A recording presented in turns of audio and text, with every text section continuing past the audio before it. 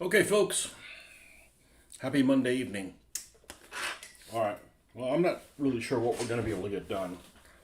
I got a couple things I need to take a look at.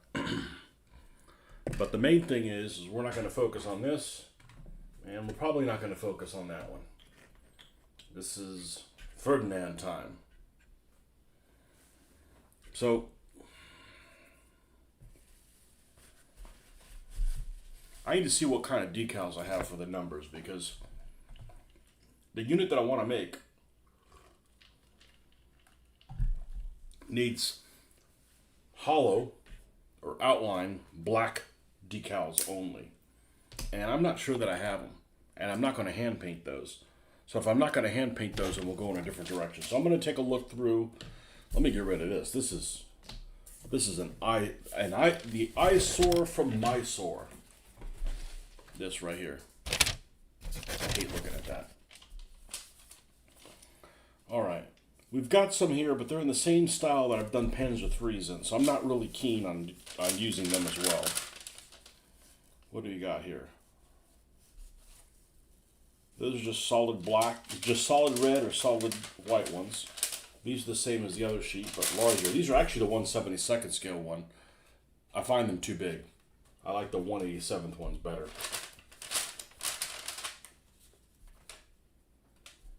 This is SU-85. Well, this is in the wrong place.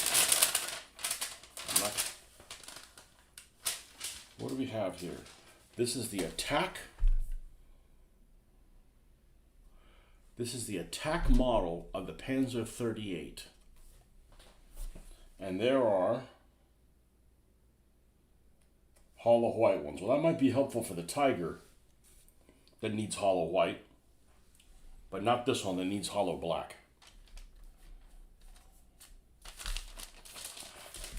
I'm not opposed to painting them, but I'm not painting hollow numbers. Oh, I hope these guys don't make any.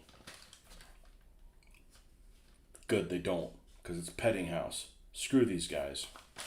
If you guys have somebody you don't like, and you say, hey, what kind of decals you should have, and you don't like them, like they're really bad people, tell them, oh yeah, Petting House, they're great. You should get a lifetime supply of them. They're garbage.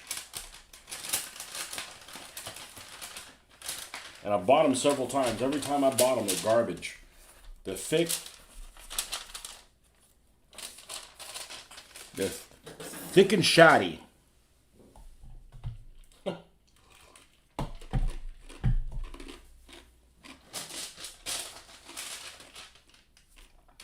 Okay, not those.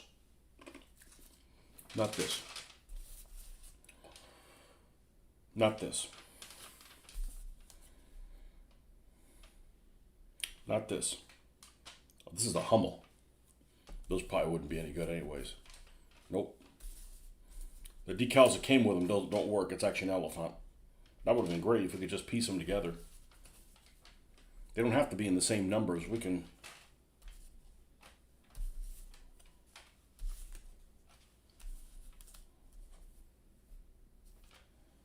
Nope. Nope.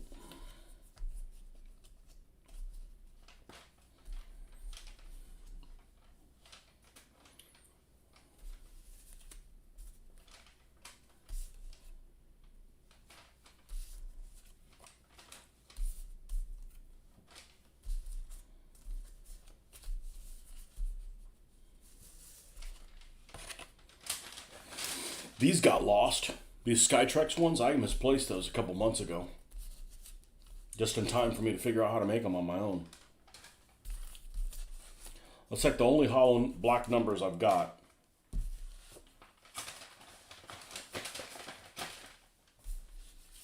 are these. And I haven't used them yet. And they're not individual decals, which is my preference, not to have individual decals. All right, so we're going to keep these out here.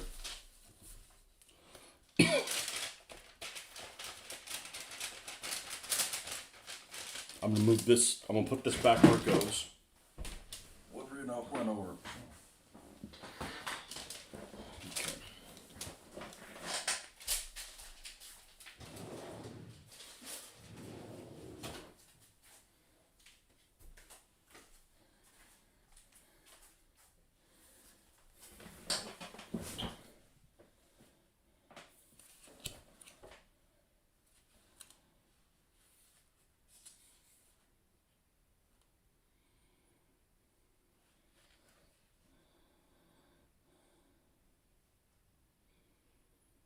I mean, the style of them is done a little differently, but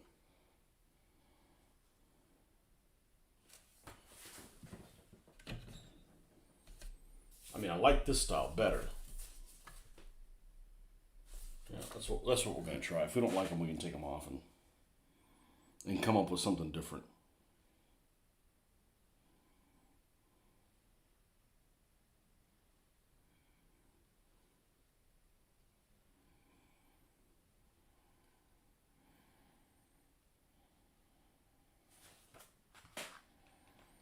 And I'd rather do a vehicle for the 653rd. This is inspired by Commander vehicle of the 654th, but almost all the 654th vehicles, almost all of them are just green webbing, which I like how it looks, but I already have one in that. They came pre-painted. Mix it up a little bit, right? Okay. So we're going to go and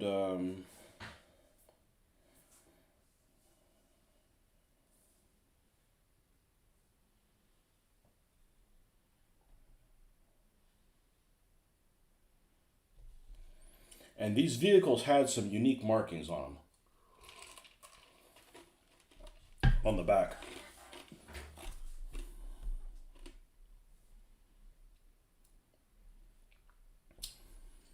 So I like this one that has like this diver down type symbol. Well, not really, because the colors are reversed. So that's what I want to do. And that was apparently used 121 through 124. Now, I don't want to use 123s. There's a picture of 123 in there. What did we say it was? 120.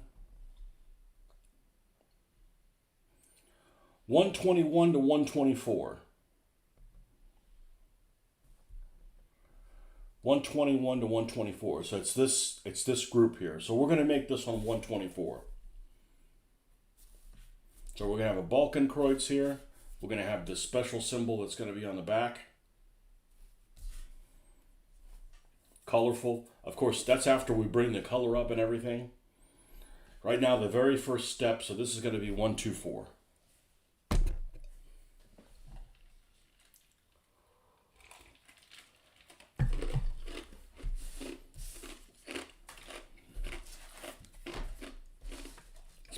Flip this over to the dumb side. All right, we're going to get a brush that hasn't been abused too badly. And one of these, this one will work. And we're going to put the Dunkelgelb Mid-War back on it. And I'm going to connect this fan because I'm a little hot. I'm a little warm.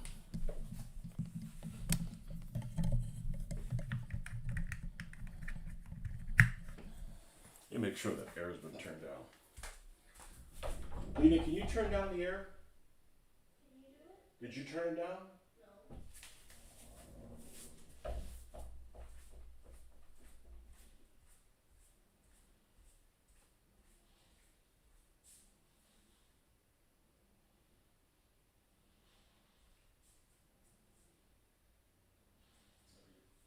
No, dear.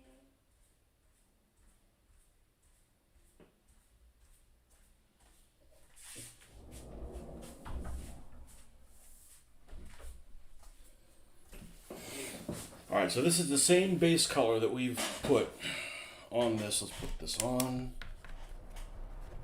the fan. Okay. This is the same base color this was originally sprayed in. So I tell people, you can make airbrush type style. I mean, this was airbrush, but you can make it airbrush style using this method without having an airbrush. Okay, this is Dunkelgelb Mid-War. And this doesn't cover with a shit. Be warned.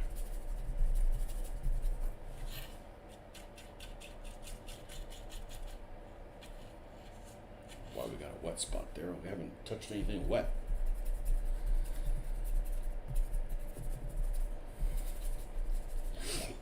And take almost all the paint off.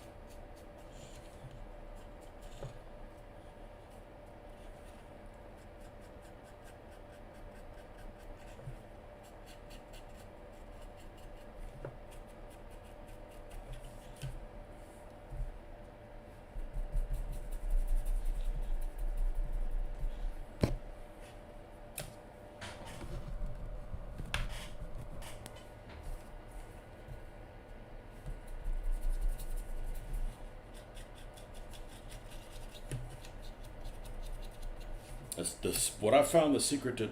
Oh, let's not use that one. Let's not get other colors involved here. The secret to dry brushing is don't put too much of the paint on the brush. Works a lot better. And you can build it up slowly. Not like, oh shit, I went too far. What do I do now? Well, go buy yourself another model. Or deal with being unhappy with it.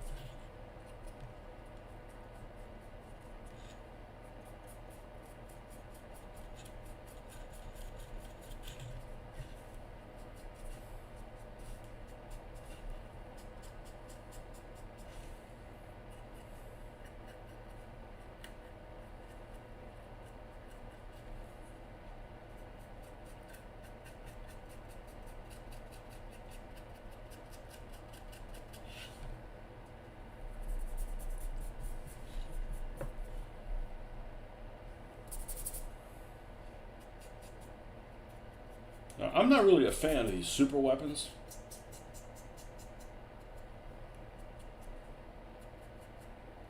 They don't excite me more than the regular vehicle.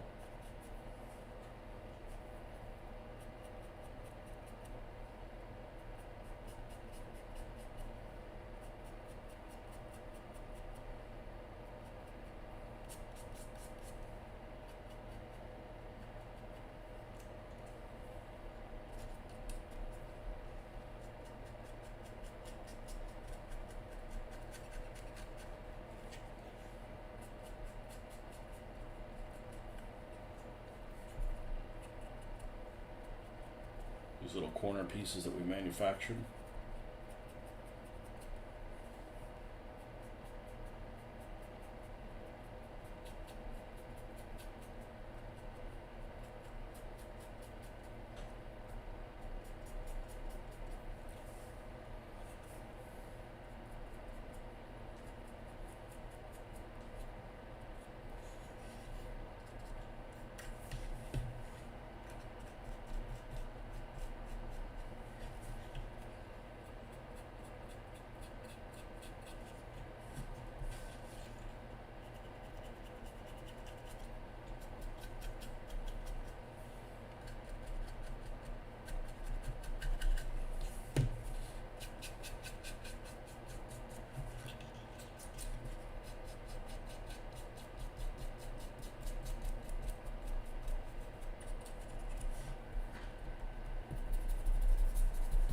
And this isn't weathering. I would call this is just, they painted this.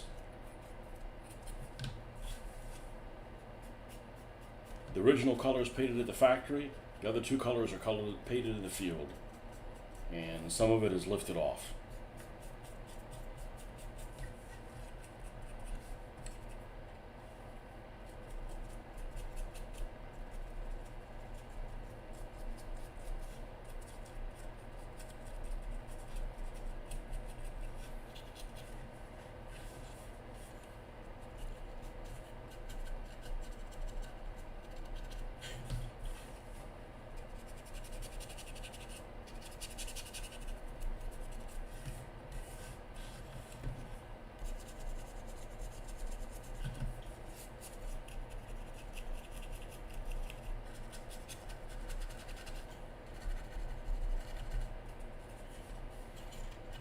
This is actually one of the quicker steps. What's up, Ben?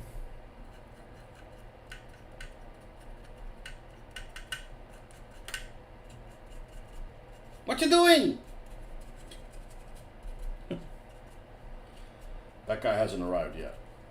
He's on the way, though.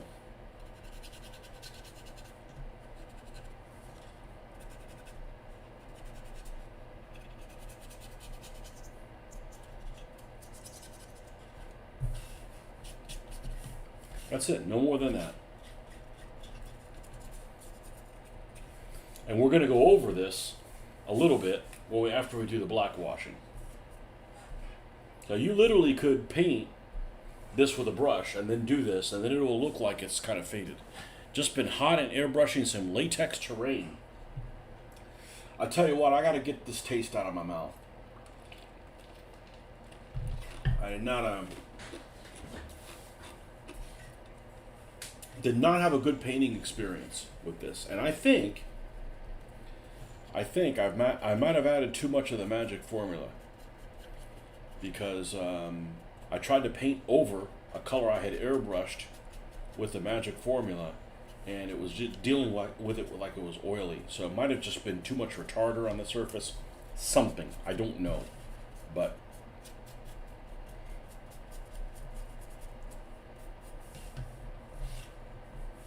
that looks pretty good. That looks pretty good right there. Okay, so we've got a little bit of a chalkiness experience to it. You've been hot in the UK. You guys don't know what hot is, man. That time cast latex stuff smells. Do I have any of the stuff? I've got some latex terrain. I want to say it was from Battlefield Terrain Concepts. Well, that was the seller. It might have actually been Timecast stuff. The latex terrain stuff I have, it actually looks really nice. They did a really good job with it. Okay, we are fully converted into using... ¿Dónde está? I know I probably moved it around, moved it out of the way, so I don't grab it by accident. It's not strong tone, it's called dark tone. Oh, you're hanging out with the brown tones over there. You need to get your ass out of here. So let's grab a brush we can count on.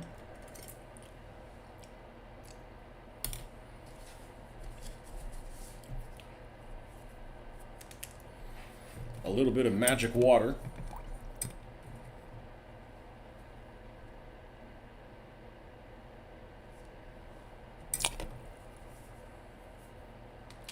You think some of the little enclosures on your village are their latex fields? I don't remember having a smell. But I know that company makes some quality stuff, though.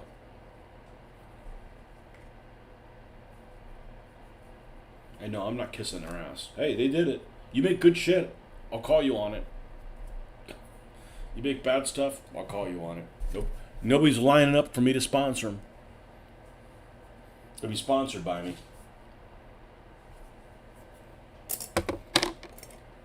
Change your mind. Let's go to this one. That one's a little bit too...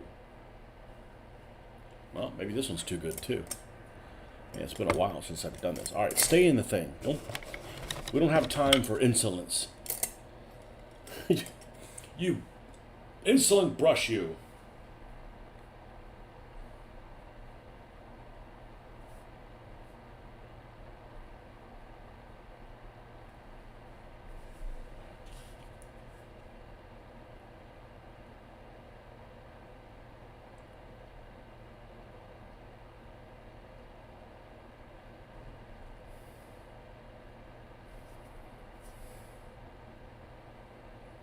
And I don't care how new the building, the vehicle is. It looks a hell of a lot better with some drippings.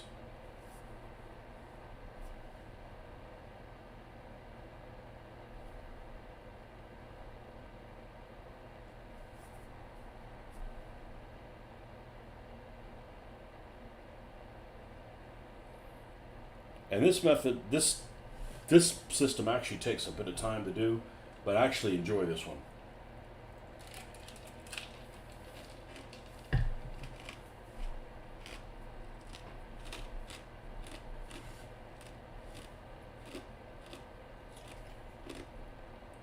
Here's those little bits I made.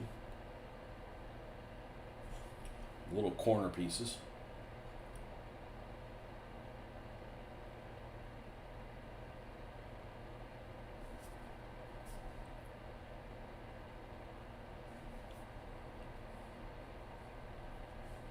It's nice terrain, but I need to aerate it. Maybe after I seal it'll be better.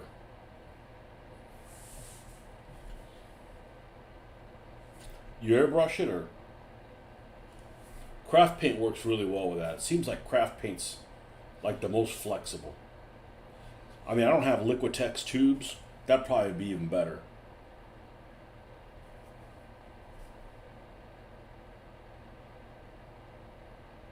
But I have several pieces of terrain I never painted. Like I bought it at Historicon, Never got around to painting it. Lost the DBA fizzle. No more DBA for shizzle.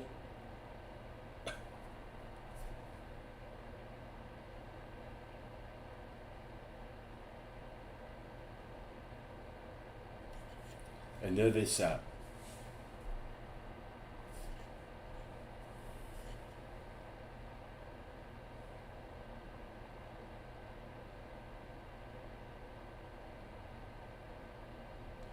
You guys get all that rappy language out there in the UK? All the bad influences that you guys get from the United States?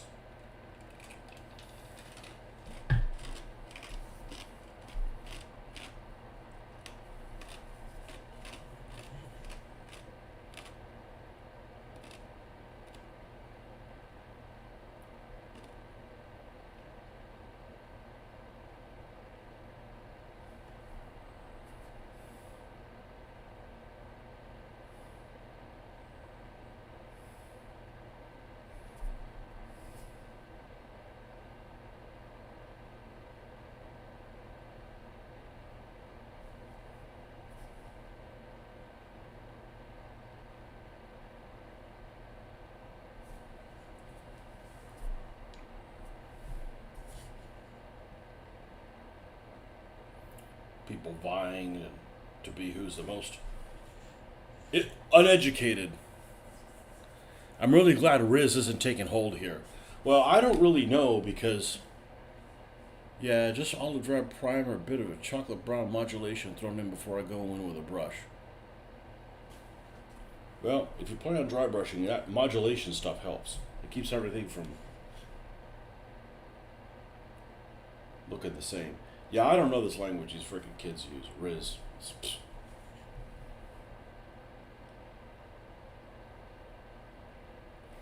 I'm not from. I ain't one of these newfangled kids. Jeffrey made a comment the other day about our accents. I think he enjoyed us. I'm trying to think what could it have been. Maybe he enjoyed Mitch and I talking like a pair of rednecks. Hey, that could happen at any moment.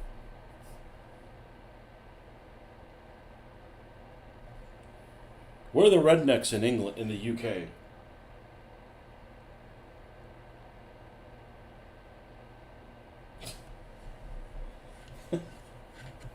Is there such a place?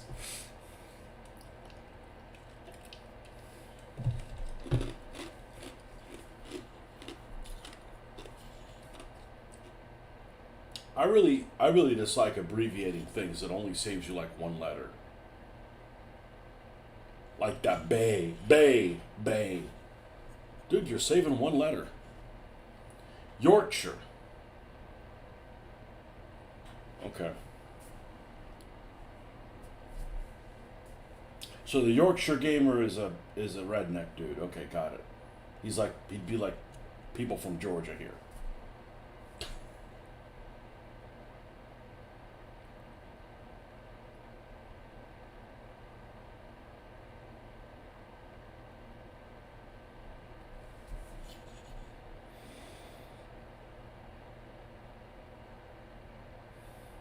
Isn't that where Sean Bean's from? It's his last name, right? Bean? Man, I'm drawing a blank.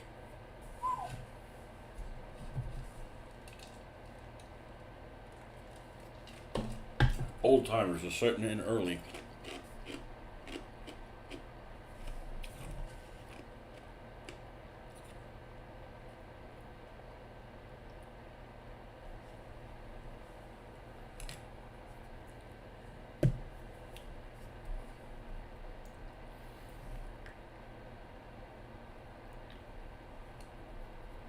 And people say, "Oh, he always dies in movies." I happen to have seen two things he's in. I happen to have seen just as many things where he lives that he died.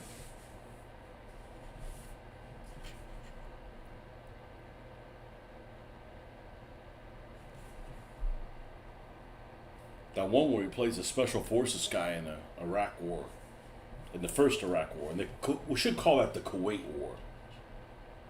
Straighten that stuff out. title of it's got some kind of number.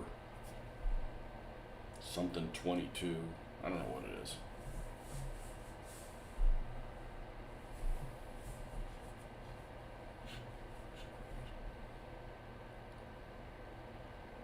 You didn't die in that.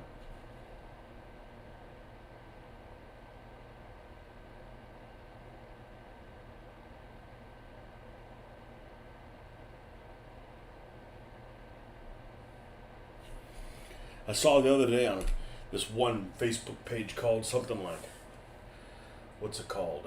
Trash Maps. It's called something Maps. And they're always doing something to get everybody all riled up. The West Country. Is that Cornwall? Over there in the... That's got to be that, unless you consider the marches. The marches west.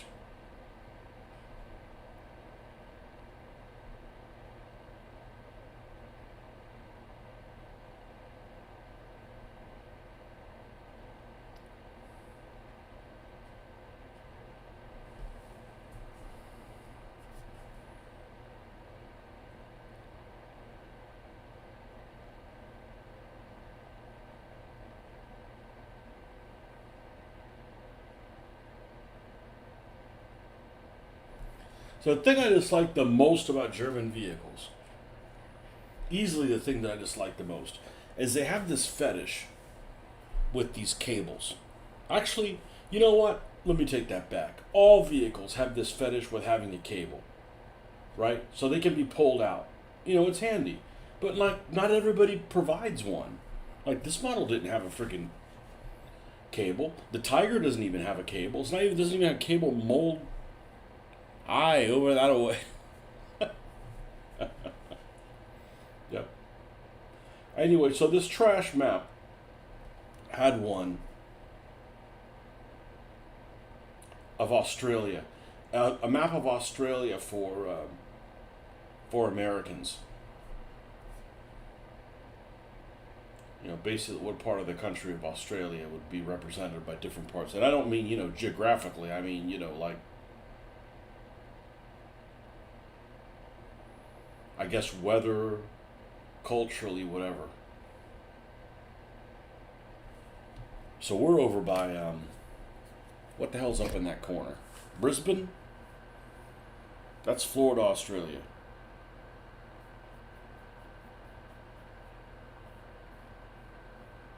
According to that map.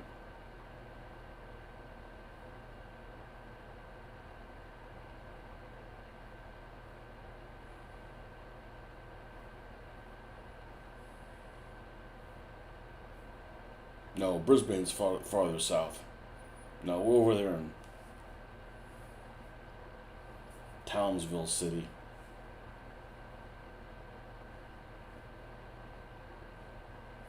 Probably where it's really freaking hot or something like that. That's just weird to have the northern part of your country be hotter than the southern part. That's just like, hold me upside down and slap me.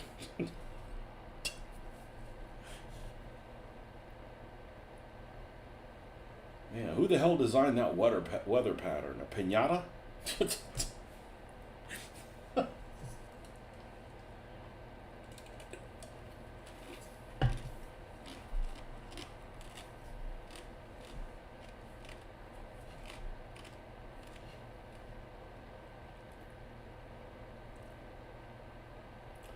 Can always trash talk about the southern hemisphere. We outnumber them severely. They're really outnumbered.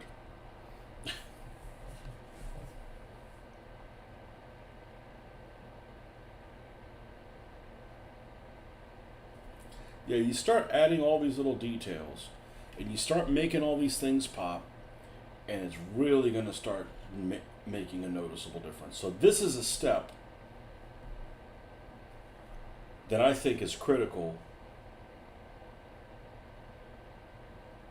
to making this thing look like it's the next level. And I'd say most of my vehicles don't have this.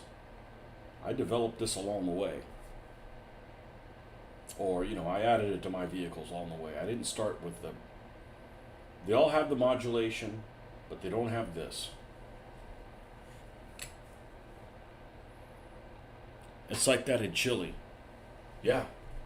Yeah, the northern part of Chile is over there in that. I mean, they got that. What is it? The Atacama Desert that they share with Bolivia and stuff. I mean, that place is hot as shit. That's like I've heard bad things about that place. Yeah, the closer you get to the equator, the hotter it is. Behave down there. We'll all jump at once, and you all streak off the planet like a bunch of fleas.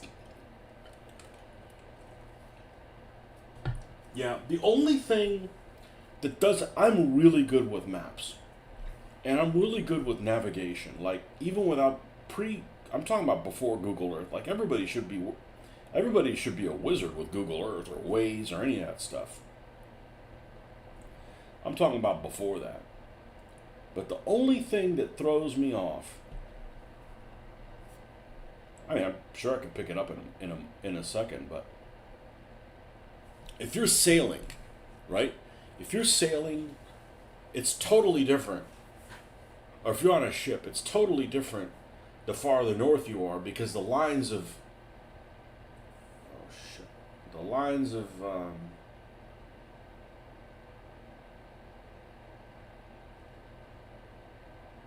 latitude lines, I don't know. It's different. As you go up north, it's just totally like the distance between them is a lot. It changes. I don't know how that would probably just really screw with me. But everything else makes sense. It'd be so much easier with a flat Earth. And you could live near the edge, and you could throw people off the edge. When they misbehave. Kick them off the edge. This is terror! Boom, kick them off the edge.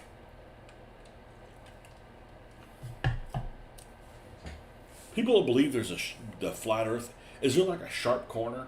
I mean, how sharp is that corner?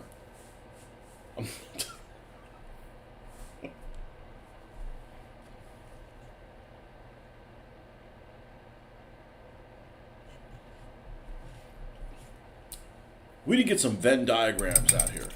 See if there's an overlap in the Venn diagrams. Venn diagrams, Euler circles. Anyways, if there's an overlap between people that think that the Earth is flat and people that deny a Holocaust, I wonder if there's any overlap between those two people.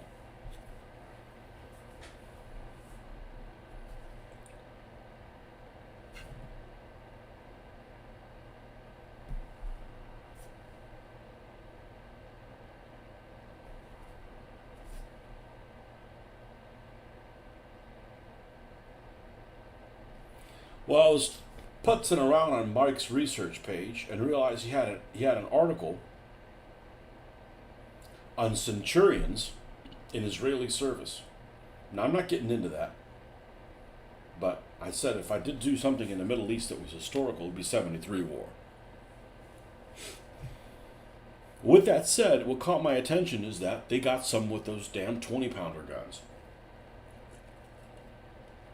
They didn't work too good for them, and they replaced them with 105s, but they did have some, and like that Airfix model has the 20-pounder in it. But I read a little bit further down the article, and it mentioned that the 105 had a problem penetrating in the 67 war, had a problem penetrating the JS3s that the Egyptians had. Like they couldn't go through the front of them. Like that's kind of surprised. I mean, JS3 is a pretty old tank by then. Well, 43, 60. I guess it'd be 20-something years old. 22 years old? It's 1945 design.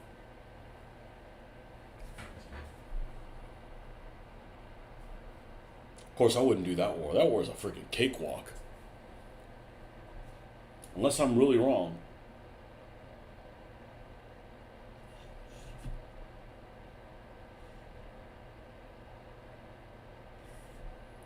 The first war game I ever played was this game based on the 73 war.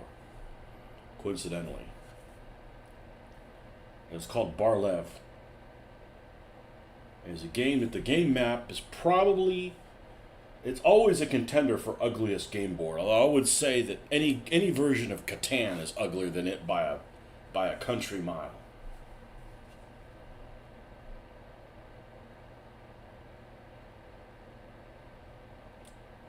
But it has these ugly ass colors of it. But I think it works. Anyways, this is a cool game.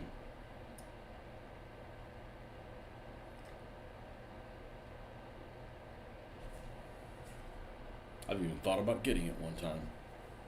But I can pretend I have it. Do I feel like reading the rules and playing it? No.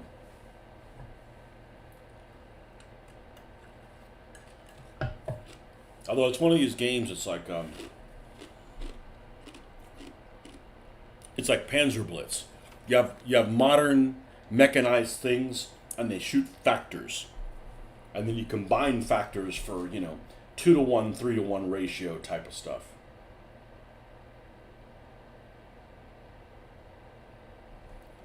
So it's a little too abstract. I remember I had that GDW game on that Frank Chadwick made on the Battle of Chinese Farm. Another thing, actually, that game was called Suez 73. And you had all kinds of counters, of information on the counters was on the back of the counter. Like you flipped the counter over and there was at least 4 numbers on it, one in each corner. And they weren't like Squad Leader where they put them around a circle or something like that. They were just like 4 numbers. I remember trying to like wrap my head around that. I'm like, I ended up getting rid of that. The cover of it is what made me buy it. It's a beautiful cover by Roger McGowan.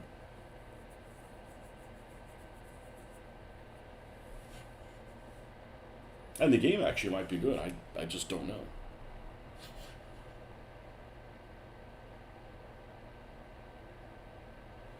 Put some saggers in a Chinese farm and entrench themselves. I think that's what the Egyptians did. The Egyptians crossed the border and then said, okay, we're good. And set up camp.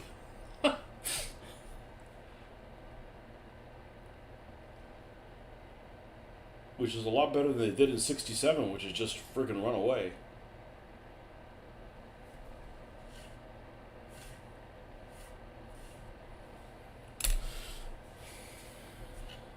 Yeah, that's already looking better.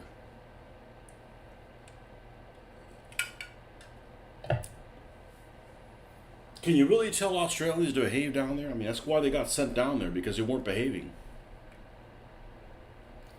At least the original Australians.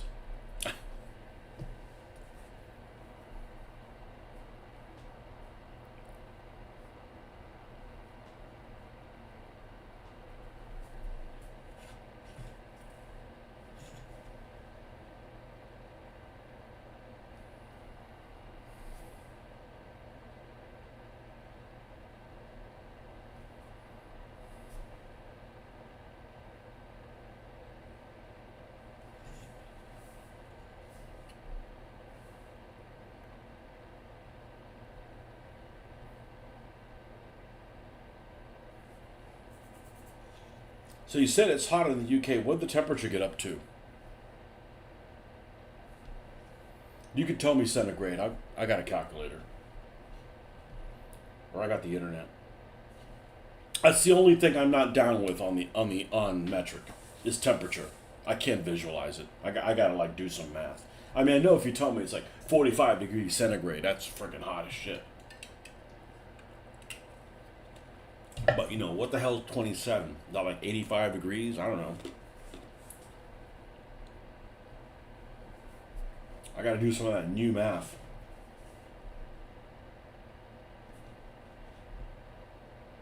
Oh, this fucker's gonna look gorgeous. For a big old lumbering titanosaur.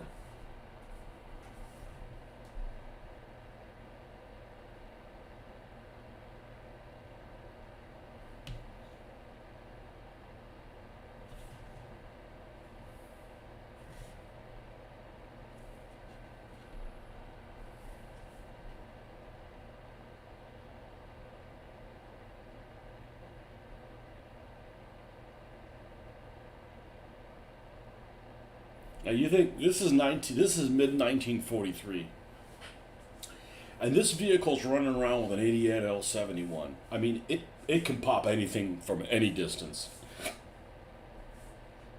and it's a pretty accurate gun. I mean, it's one of the more accurate guns of the Second World War. And it's like, oh, what's that over there? KV. Oh, it's 4 kilometers away. Pop. It was 32 near here, but I couldn't find my fan, and I have to have the window closed so car noises don't bleed into work. Oh yeah, I never open my window. There's too many bugs here, and we have too much pollen. You know, you'd be like all covered in yellow and 32 degrees. Let's see, 32. I'm gonna go with 84. Let's see how I did. I need to work on my estimation. 32. Oh, 32 centigrade.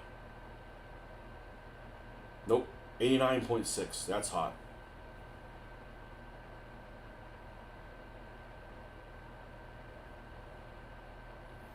Lindy Beige is just coming up with shit videos now. Should world medical research be centrally located? I signed up to your show for your channel for comedy, dude.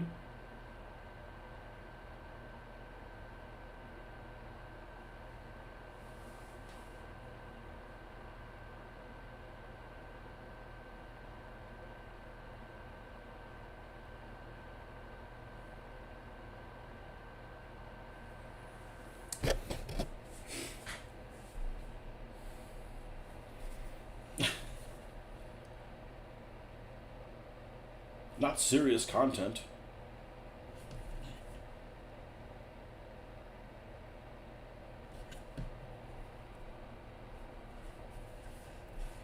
He was at Historicon one time, but I didn't know who he was. I would have gone to see him.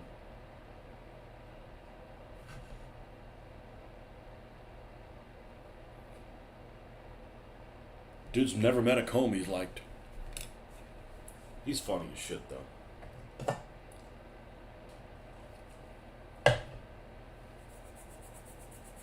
He did this one.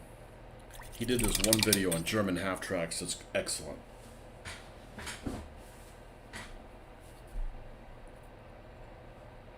And some people say, yeah, he's probably a whiner when he games. I don't know. It depends who you game with. I mean, I think that a lot of people.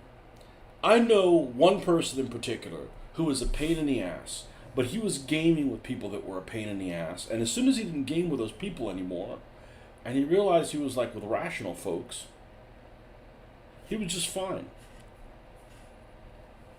You know, when you're gaming against people that are out to get you, yeah, no wonder you got a chip on your shoulder, right? Because you got to fucking deal with, you know, they're a pain in the ass when they beat you, they're a pain in the ass when you beat them. On Gravity Team yesterday, it was an ISU 152 I penetrated in the front from 900 meters away with the Tiger. When the ammo cooked off, it was marvelous. I gotta play something that has in the freaking daytime so I can see what's going on. You know, can you create your own scenarios? Because that might actually be what I need to do.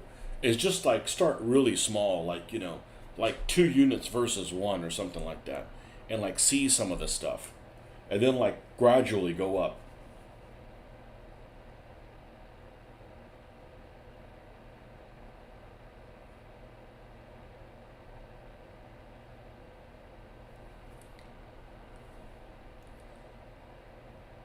Because those who'd you say the Ukrainians? Those Ukrainians definitely did not set up their menus and the interface in a Western fashion.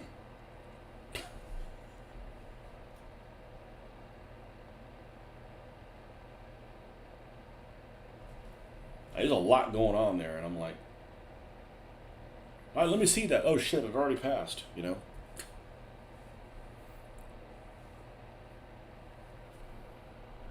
Well, an ISU's got more armor than an SU 152.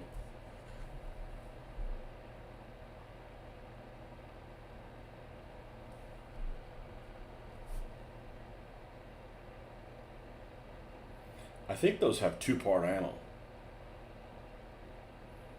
I'm pretty certain they do. Even the 122 might be two-part ammo.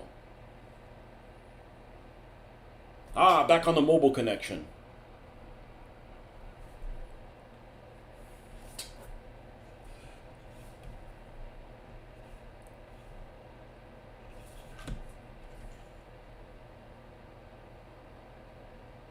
Although you had me thinking, I wonder what the Russian military symbols look like. It's probably a disaster. It's probably a disaster. I don't even know what the German ones look like. Although I've had to try to decipher them. And they're not crazy, but it's like, man, the NATO symbols is the way to go.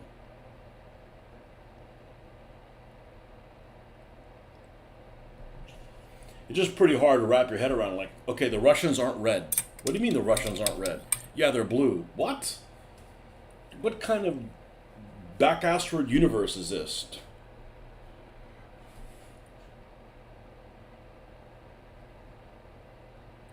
Actually, I'd even argue that no matter who you're playing, your enemy is red.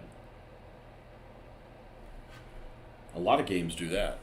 Basically, friendlies aren't red. Red is the enemy.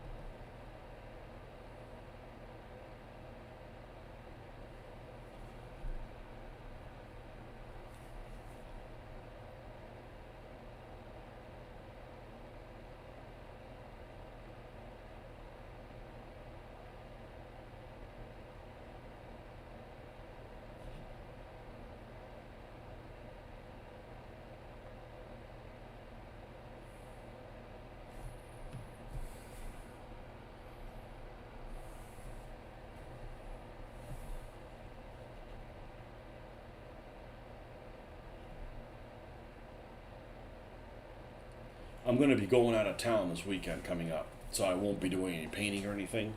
But I think I'll bring my computer with me, and maybe I'll mess around with something. I'm not going to be somewhere I can connect and talk and stuff, but yeah, I could mess with some of that.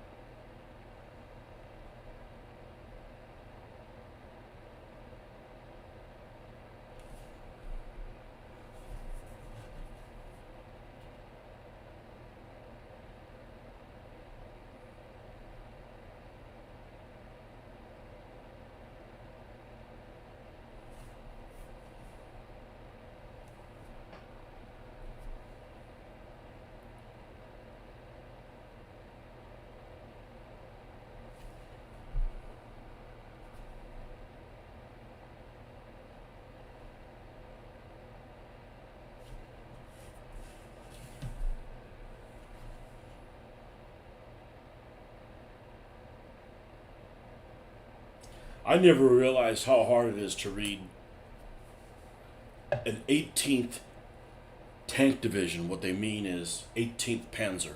It is so weird to hear, like, because I could see, like military ranks and stuff like that. Yeah, make them in English and stuff, right?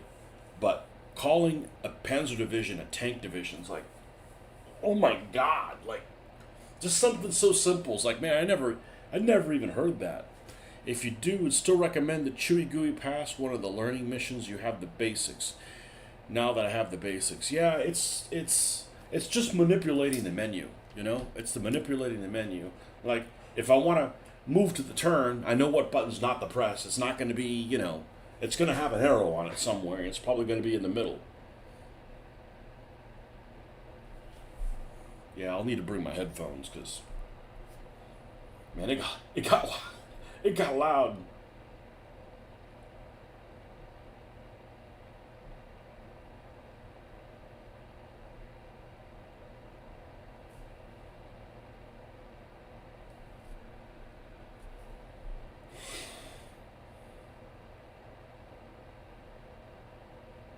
Is that really the name of that pass? It was called Chewy Gooey?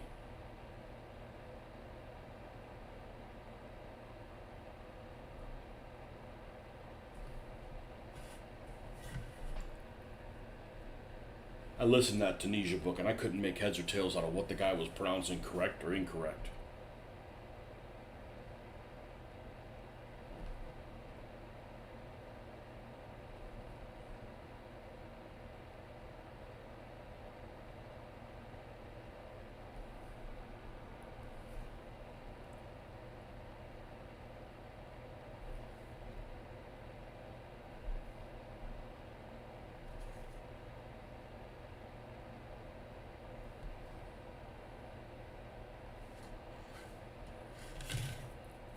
Wee! It's soda time.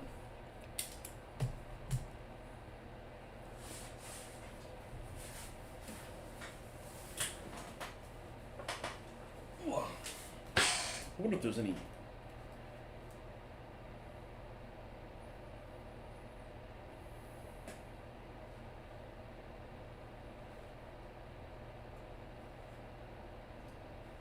Yeah, I hope I'm happy with those hollow black ones. I think it'll work okay. Well, the good news is they're micro scale decals, which are the best in the business as far as I'm concerned. There's another decal that's really good. I want to say it's UM. I want to say the UM ones are really good too, which surprised me because a lot of this stuff is just kind of weird.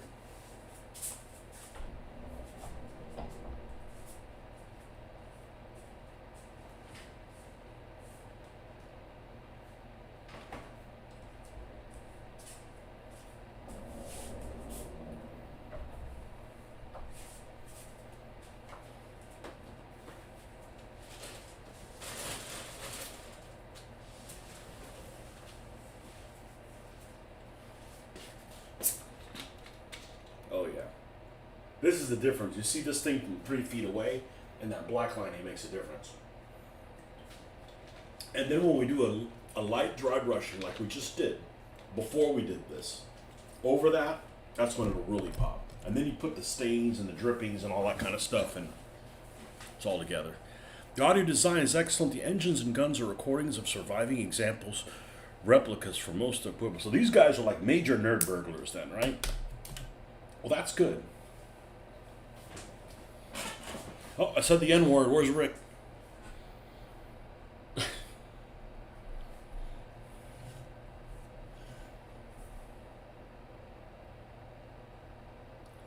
He also works from home, I'm pretty sure.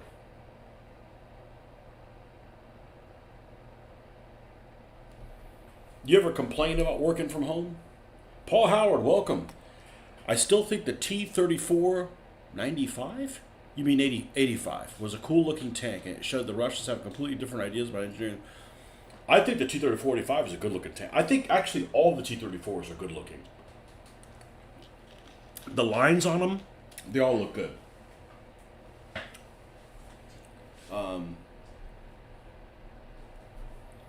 The problem is they just weren't, and that's what makes the German vehicles really cool. Is they're painted in an inspirational fashion.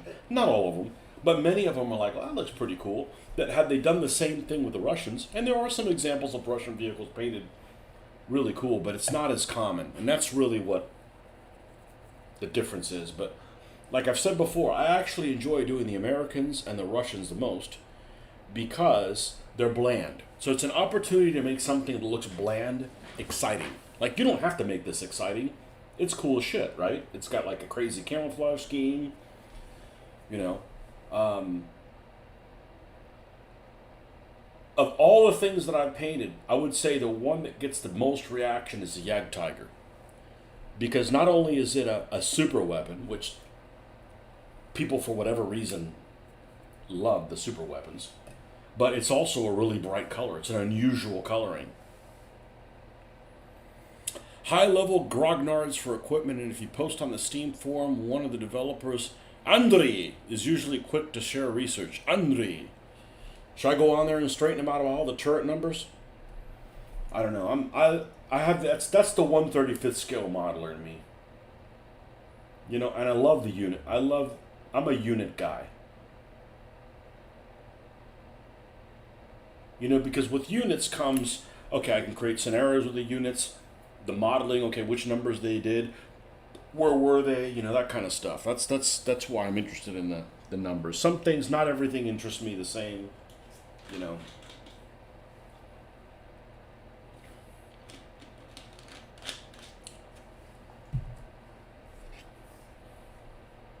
Should I go on there and say, hey, which one of you Russian guys did this? Which one of you Russian guys came up with this game?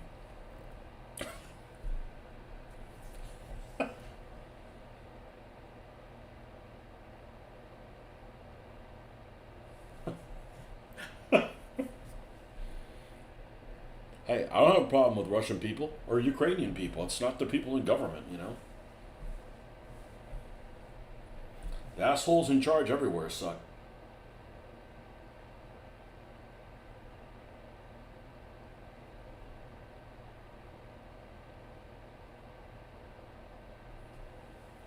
But I'm not changing how I spell the capital of Ukraine. It's been spelled the same way for thousands of years. I'm not changing it.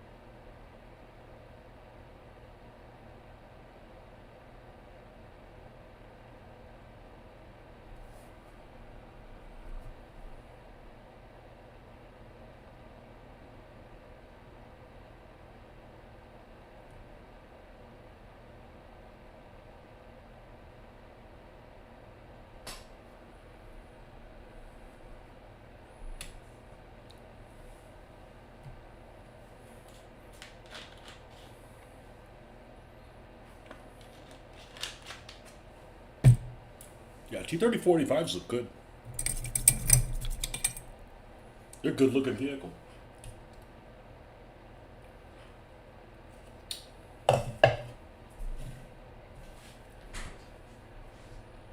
And I've done a kind of a 180 on road wheels for the Soviets. Because I used to really like the ones that were solid that had the rubber, and now that's my least favorite road wheel. I prefer like either the ones that have the centers drilled out and still have the rubber, or like the ones that have no rubber on them at all, like the Stalin, the STZ T-34s, whatever. Those actually look really good. Wouldn't want to ride in one. You could probably hear it, all the way over. I think the numbering follows usual guidelines. It's just the numbering only includes everything on the tactical battle, so small battles look wrong, but mass engagements look more proper. Am I prepping for a particular scenario? Nah, not really. Nah, that involves too much planning. I was doing that when I was doing the what do you call that? The Operation Crusader thing. But for Russia, it's just so damn big that no, and I don't. And the thing is with the scale of the rules that I'm playing, it's not even scenarios. It's more like combat vignettes.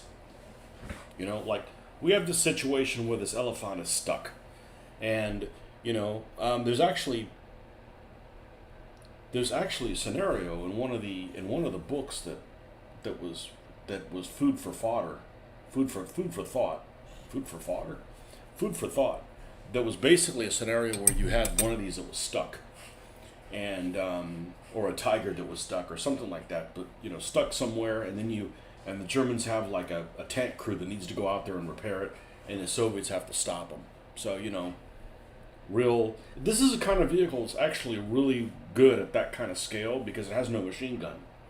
So unless you get hit by the gun proper, which is not going to happen if you get really close to it, it makes it, you can use something cool like this and it's not overpowering. So it could be like, Twilight or something like that.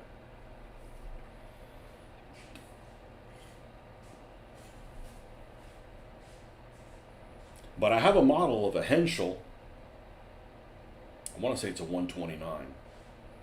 Twin engine, had the big anti-tank cannon in it. They use them at Kursk, and I'm probably going to make it crashed, the same way this 109 is crashed, and it can be battlefield terrain. Obviously, it won't be in the desert.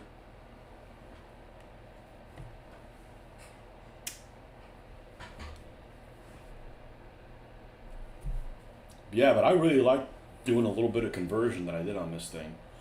I just figured, oh, you just don't put the whole machine gun on it. Oh, there was more to it than that. I mean, I could have gotten away with that, and most people wouldn't have cared. But I've just found a way to challenge myself.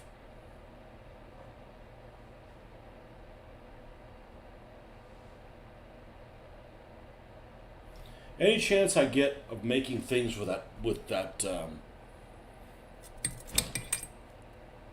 Hinodewashi Oyumaru stuff, I'm taking it, because that is a really powerful tool, and I can't, I look forward to getting better and better and better at using it.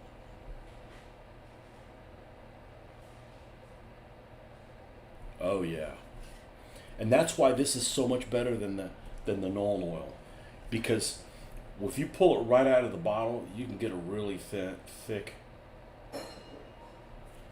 line, which you may not want it for everything. The estate sales that I went to happened to be at conventions.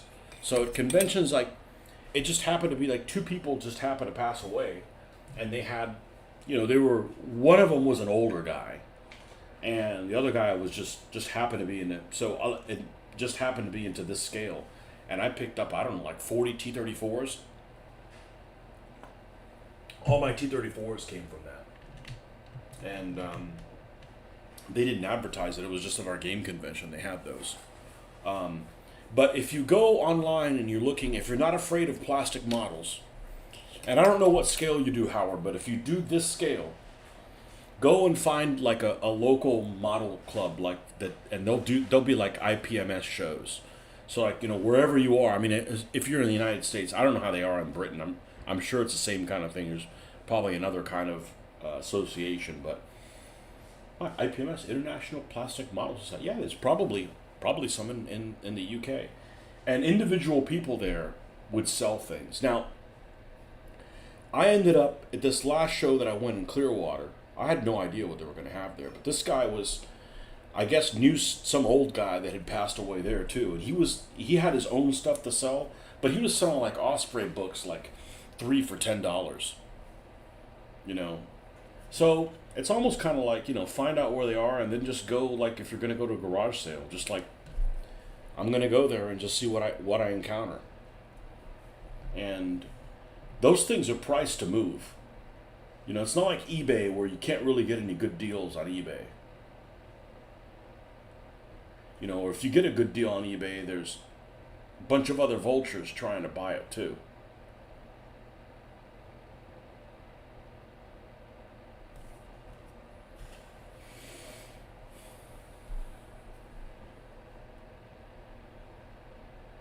And that's why I'm like,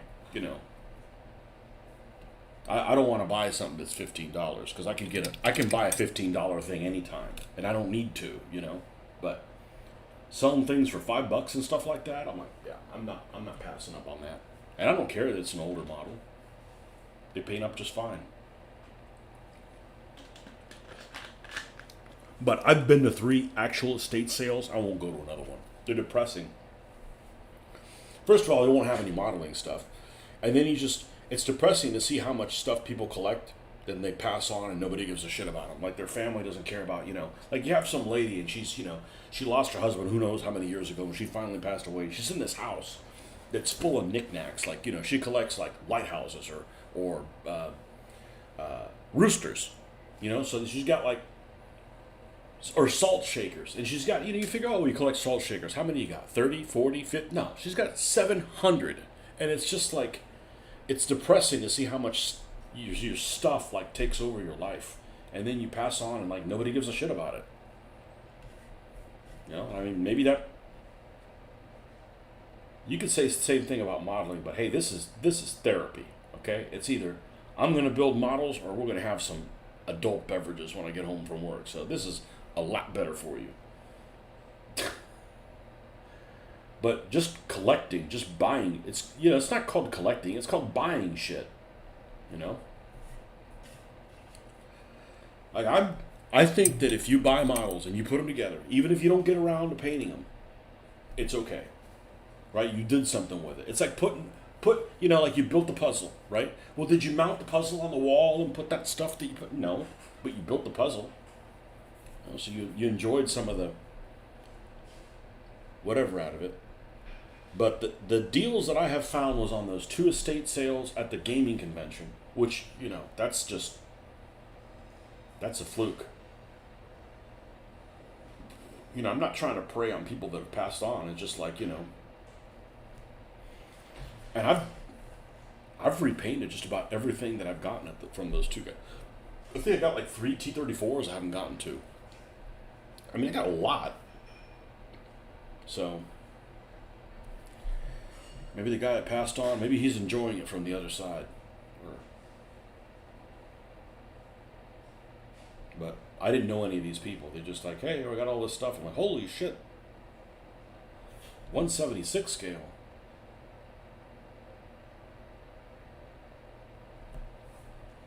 So a lot of the stuff that I have isn't necessarily what I would have picked. But it's stuff that's like, I better get this while the sun still shines, because these kind of deals aren't available anywhere. And that's the good thing about this scale, because this is like a has-been scale.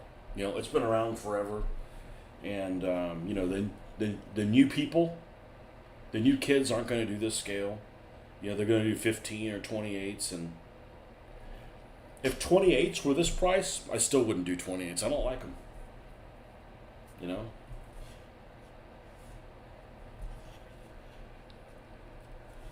I'm leaving that for the rest of you guys.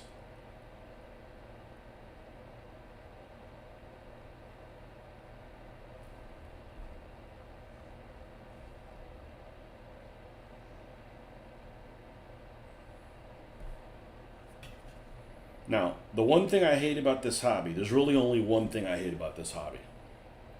When I'm doing this, the time goes by way too quick.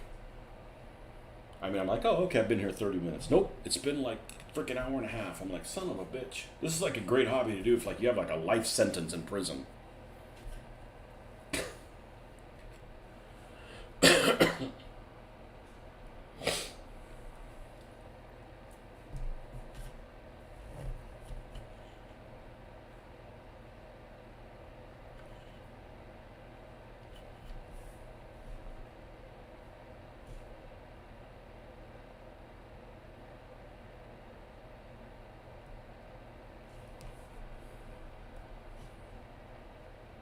I'm off to rate the internet. Thanks again. Why don't you like 28s? Well, I never played 28. So when I came out with this, first of all, they're too expensive and they take up too much space. And I want to play in 1-to-1 scale, meaning what you see is what you get. So, you got a guy that's, they got any soldiers around here? Yeah, you got this guy right here. And he throws a grenade. He's going to throw a grenade about this far away. I don't want the, condensed scale. So if I go bigger figures, now I got even a smaller footprint of it. I'm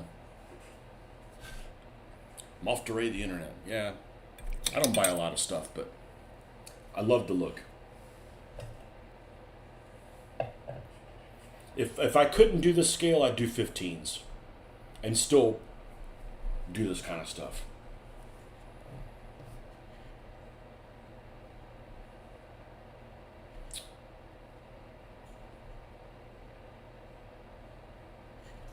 But when I started doing this, the 28s that they made didn't look very good. They make good looking 28s now, but back then they were just all goofy looking. There's only a couple companies that made historical World War II stuff. Remember, I started doing this about 1986, 87, something like that. Not worth a damn, I may add.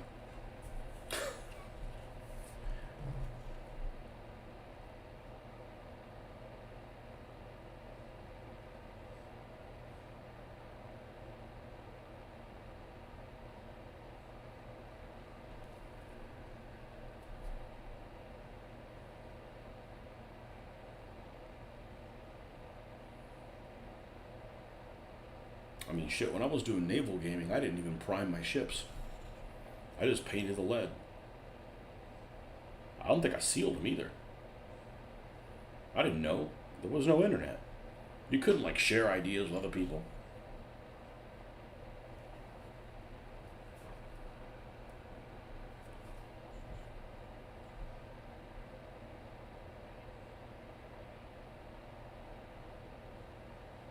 I find myself that with the internet, if there's pictures of stuff, I'm less likely to buy things. You know, because some of the thrills, like, you know, I bought things a long time ago when it was like, man, I wonder what this looks like. I don't know, order it, and hopefully you get, it's like gambling. Hopefully it don't look like ass, and more than half of the time they did look like ass.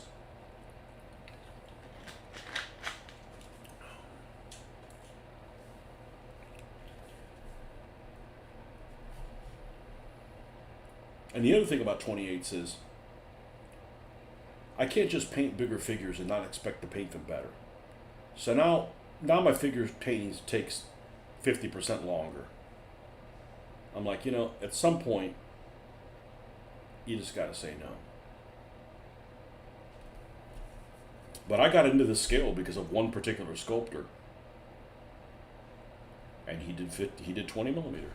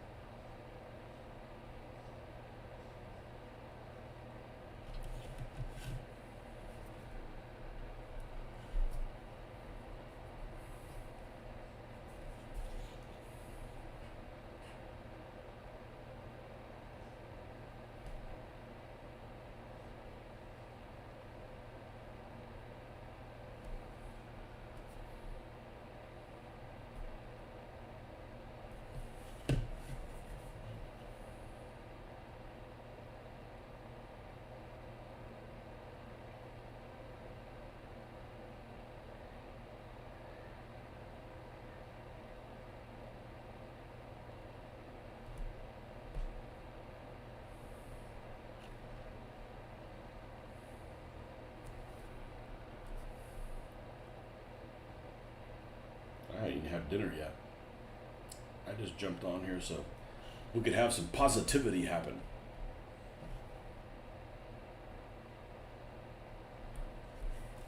See, now I'm pumped now.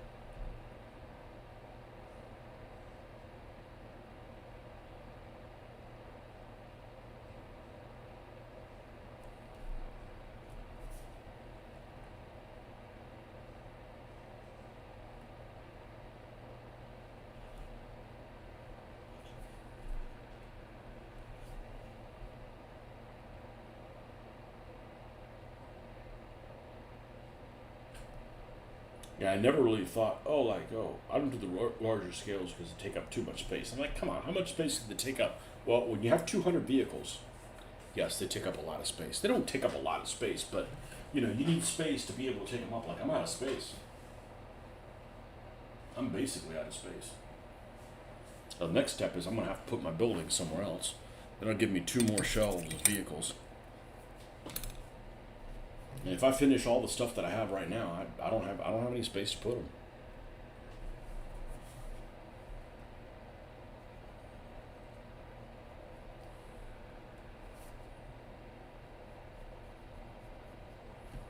and they ain't gonna go in the garage. That's a good way to have things you do get ruined.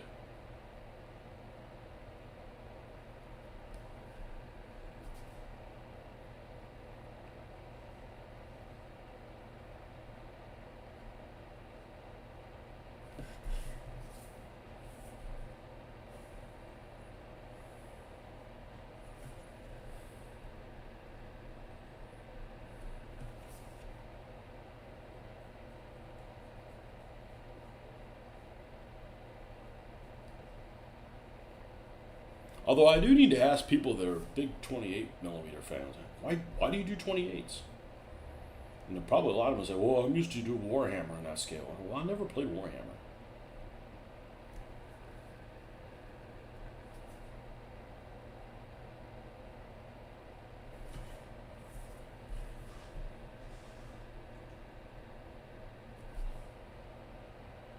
Never played Warhammer? Nope.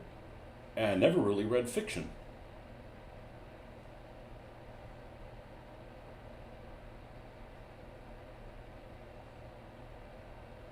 There's too many cool things that really happened.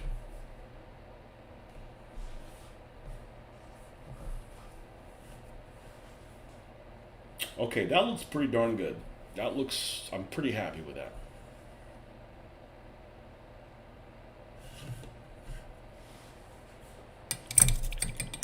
Now, of course, I forgot what number we're going to do. Hopefully I saved that page.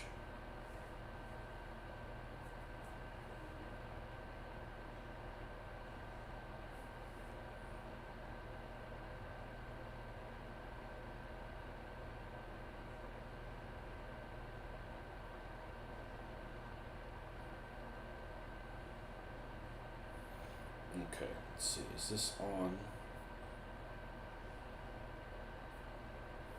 Okay, we want the symbol that has that slash through it. It has a red slash through it. That's the most colorful one. 124. Okay, so this is 124. All right.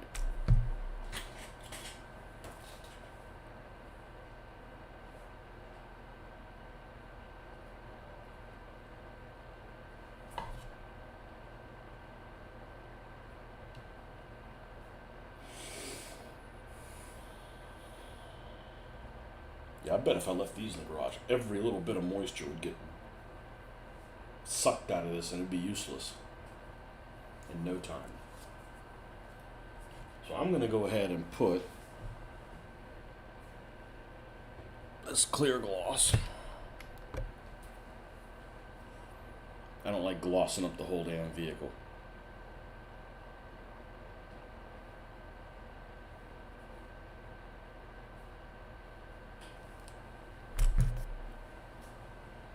I like putting it just where it goes. And this you gotta be careful with. Another one of these items that actually smells pretty good. This is Pledge 4 Care.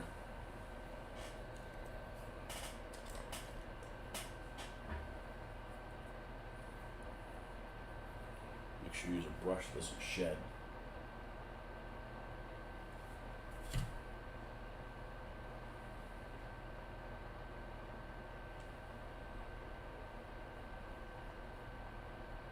I haven't decided exactly where I'm going to have that. Or the Balkenkreuz.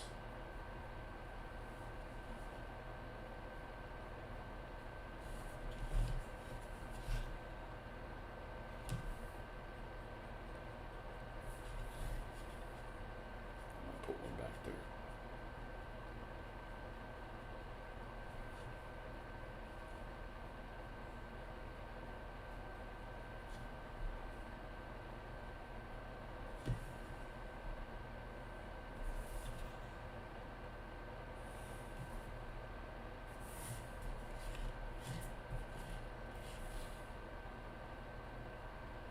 And this stuff actually dries pretty quick.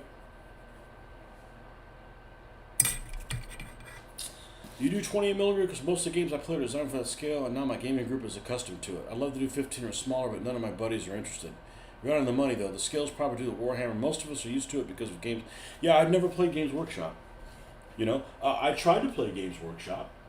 I had the Warhammer 40K rules. I don't know, like 1989 or something like that. It's one of those rule books. It's too beautiful to use as a rule book. I mean, the rule book is beautiful. I like the quality that Games Workshop does of things. I just don't care for their fluff. You know. But anyhow, so I never found anybody to play Warhammer with. When I was a 89, I would have been what? What would have been 89? 18 years old. Yeah. So there was a game the Games Workshop made called Dark Future, and it went out of production before I got a chance to ever play it or buy it, which is like a Car Wars type game. And then the ship one that I can never remember what the hell it's called. The fantasy ships. Because you look through White Dwarf, and everything there looks awesome. You know.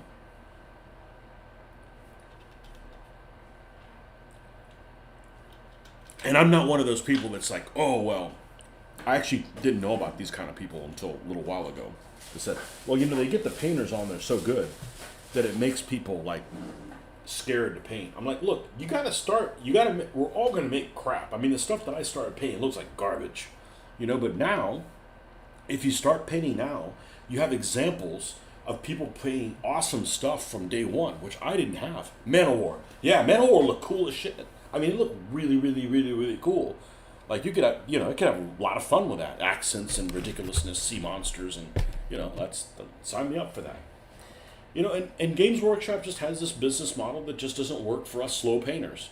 That's like, well, we don't want people to play this anymore. We're not going to support it. And a lot of people are like, okay, let's go to the next thing. But I'm like, I grew up when it was like you either made miniatures or you made the rules. Not like we're going to make miniatures that we want to sell, so let's come up with some rules for them. It just never was a thing. It never was a thing for me. So, I don't mind playing 28s, but at the last game convention I played a game with 28s, and it was pretty fun. But it's I like a little bit more, flavor, a little bit more flavor. So. Yeah, you got to do whatever people around you do, Unless you're like, screw those people, I'm doing my own thing.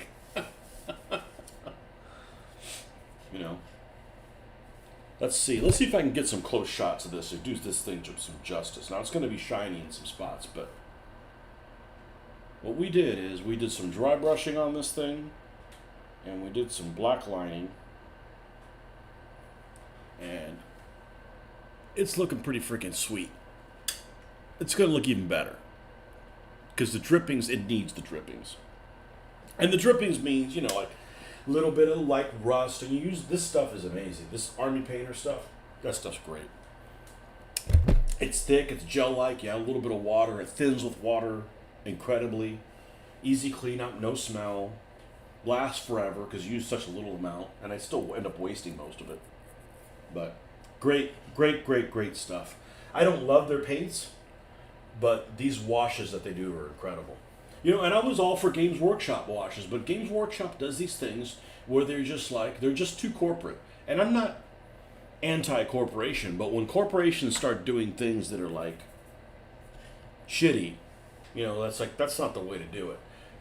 The original Games Workshop paints are incredible. Okay, there's some of my first World War II stuff I painted with, not this color, obviously, but I use these paints. These are incredible paints. They're probably the best paints out there. Those and the Coat d'Arms. I just don't have a way to replace them because they don't make those anymore. And the Coat d'Arms ones, I can't walk into a store and grab them. But the Coat d'Arms is supposedly the same manufacturer as the original Games Workshop paint. And it was incredible. They actually have a pleasant smell. No, I'm not sitting there huffing paint, but it's nice to have things that smell pleasant.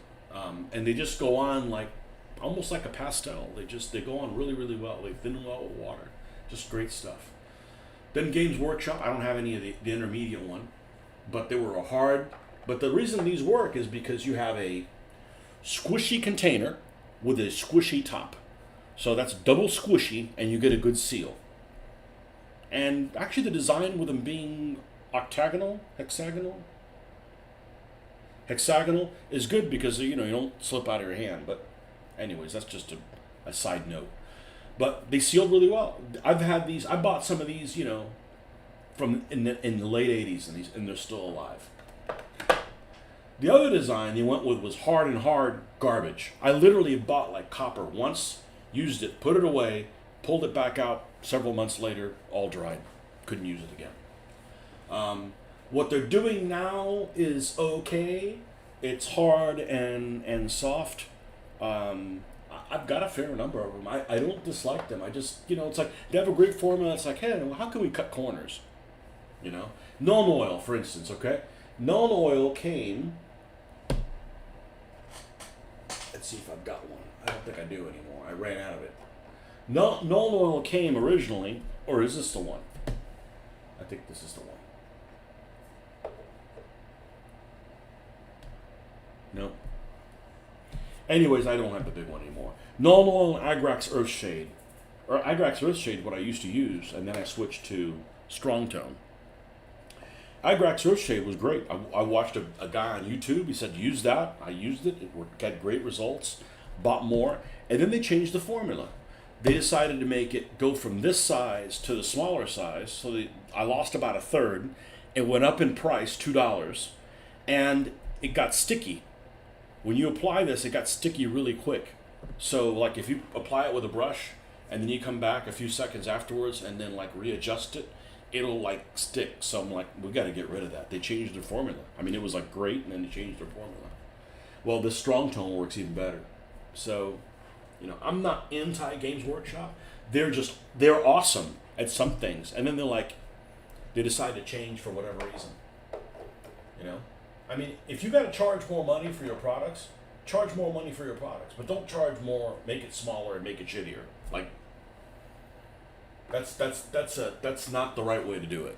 So, Army Painter's come a long way for sure. I remember when they first launched, they were no better than craft paints. I agree. Army Painter now is the best wash. They're incredible.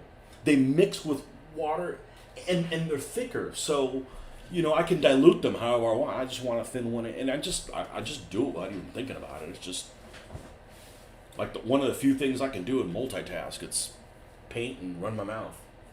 I'm a terrible multitasker. All right, this is dry now. I ran my mouth so long, and it's dry. Let me get some fresh water. We'll put in decals these things.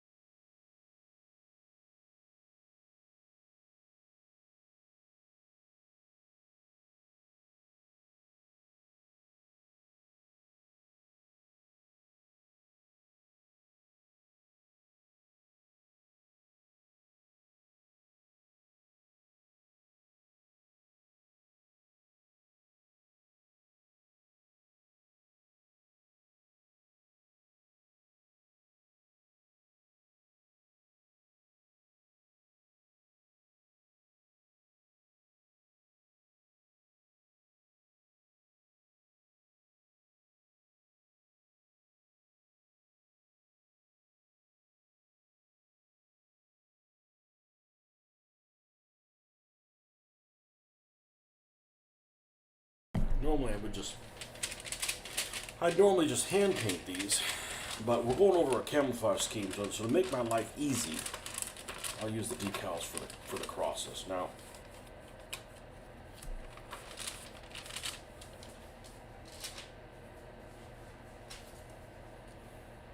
I might actually use the ones that come out of the... No, let's use good ones. We'll save those for something else. Now, let me look at the examples that they have here in the book. I suspect that they're the ones with the black, with the black in the center, which is my preference. Whoa, whoa, whoa, whoa, whoa, whoa, whoa, whoa, whoa, whoa.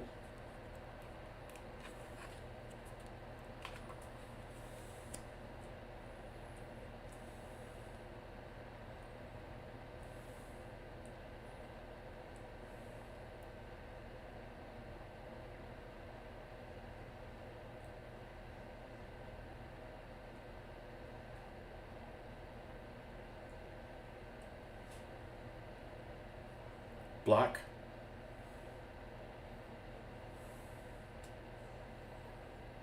And smallish.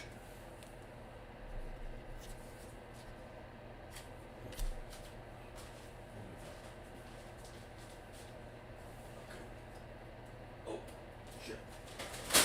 Nope, don't fall down. Just a bunch of extra sprues.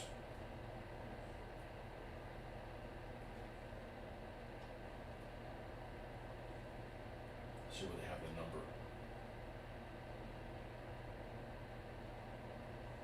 Okay, above the second and third road wheel, in the middle. Yeah, so we're basically doing this and this is the symbol it's going to have on the back. Except we're not doing 123, we're doing 124.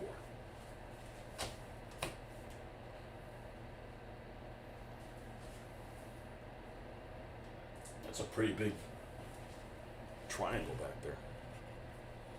Okay, so let's get Mr. X-Acto knife, which is going to be over here on the craft side. And let's get something we can cut it on. It should be nice if I had a little piece of tile.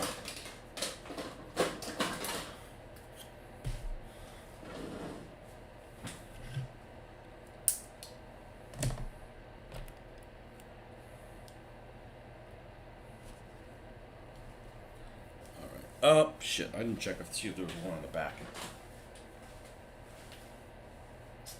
They have one there, and they have the number on the back, too. That's kind of cool. Now, the one they have there on the back fits there.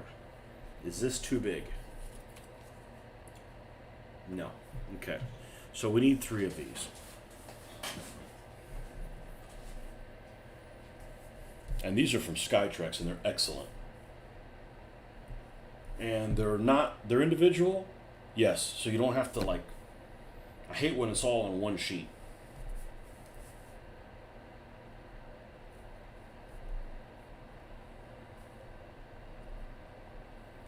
Okay, so we need 3 of those. All right.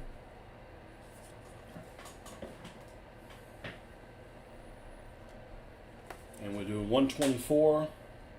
That is just extra.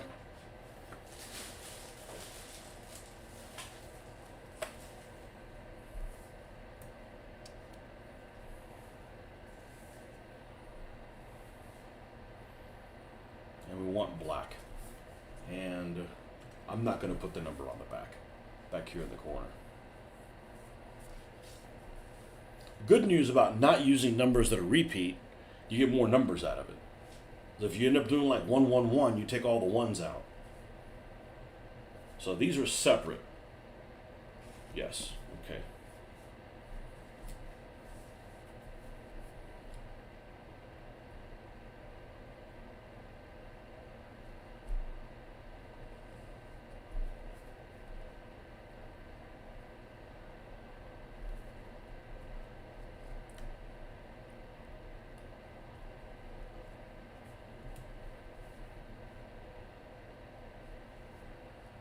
X-Acto knife always likes to, actually they all do that. They all loosen themselves.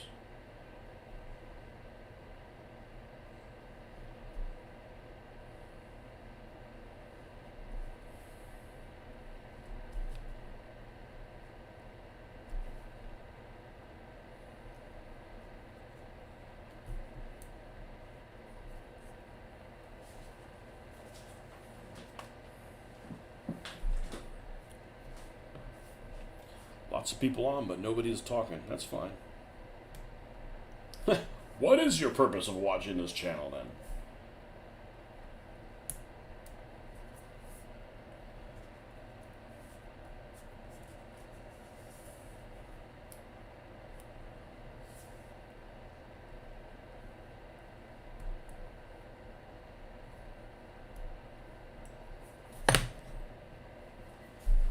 Where's the tweezers?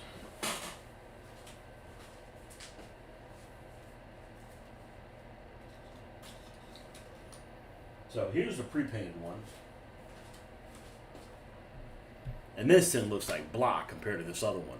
Although I haven't decided whether or not I'm going to repaint it. I may just give it a wash and weather it. But I'm glad I had this because this actually is a Ferdinand. So I was able to modify that hatch and make a casting of it. Because stuff like that matters to me. It was easy enough for me to do, so I have too much water in here. So I'm going to pour this in my paint cup.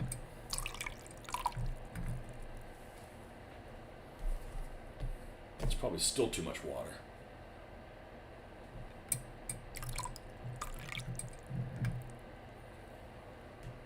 The deeper it is, the more further I have to fish it out.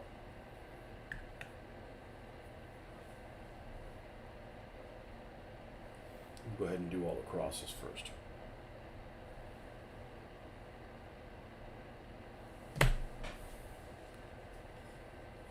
And one's going to go down here, even though I didn't put a shiny spot for it. I'm gonna run the risk and not put a shiny spot for that one. I like living on the edge.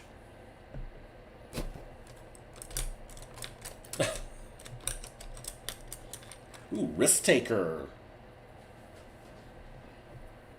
Alright, so this is micro set. This is supposedly helps adhere.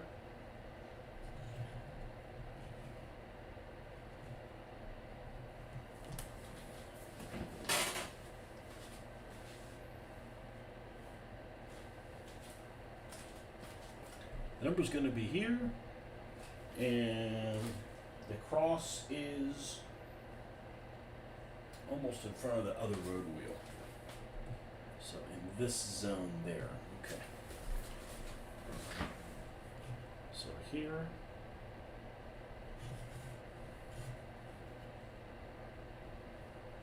Here.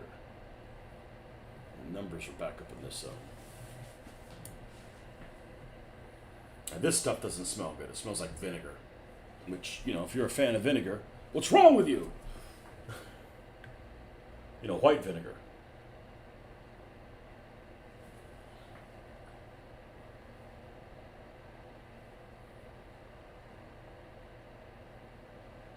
Some decals I got recently, and they're like within like 15 seconds of release. I forget what the heck it was, which ones they are, but they're like speed decals.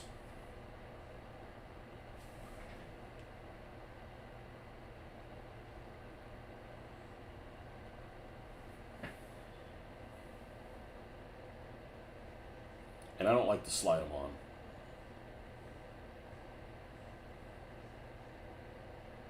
I find it unnerving.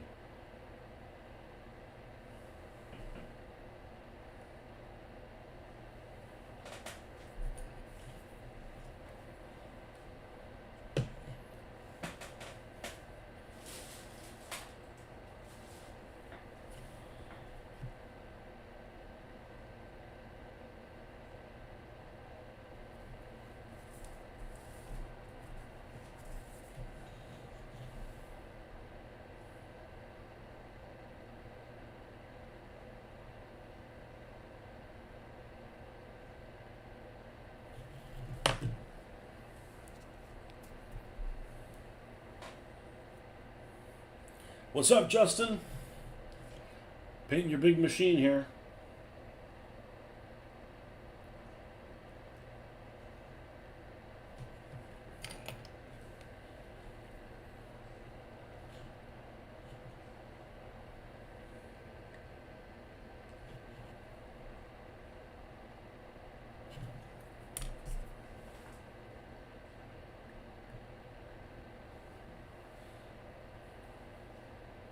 believe this thing's called Jagdpanzer Tiger.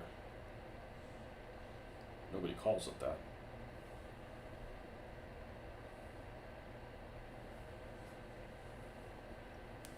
It's the only thing I hate about decals, these little pieces of paper. If you don't get a handle on them, they're all over the place.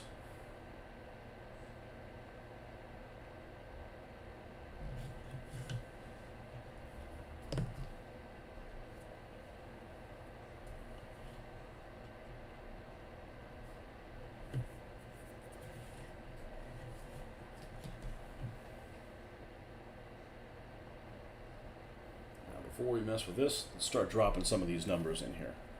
Let's do one side. The 1, 2, and the 4.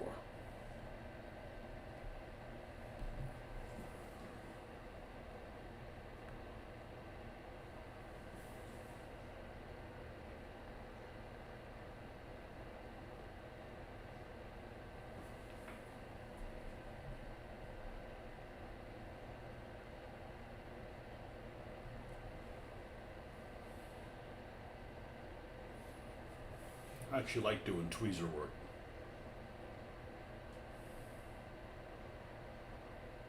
I find it calming. The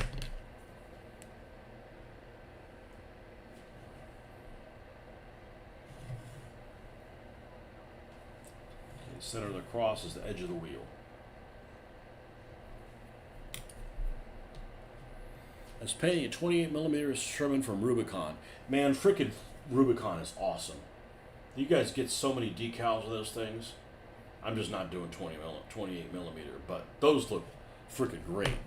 I don't know how accurate they are, but I think you could get like a Panzer III, and you got like 7 different versions of Panzer III you can get. Of course, they're expensive each. I mean, you're paying for it, so. It's about where we want it. Got the one on the back. All right, number time. Paid 20 minutes from Rubicon guys applying the decals they included, and they came on within 15 seconds. That was super fast. New experience for me. I've got one of those too, and I don't know who the hell it is, but they come off immediately. I was like, damn, it's almost like too quick. That's good. Yeah, I wish they made stuff well, nobody's gonna make 20mm stuff. But you know, when I was doing this, they made everything in this scale. So I'd like to say you'd be stupid not to do it in this scale. Now the 1 and the 2 are separate. We're going to put the 2 first because it's in the middle. And I believe we had it in between these two here.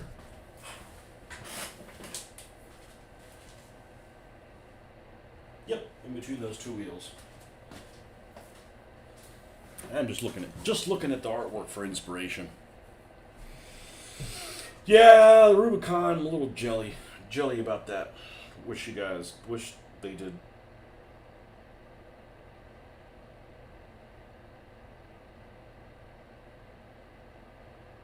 What game are you playing with 28mm? I thought you were doing 15s. Did you go to the dark side?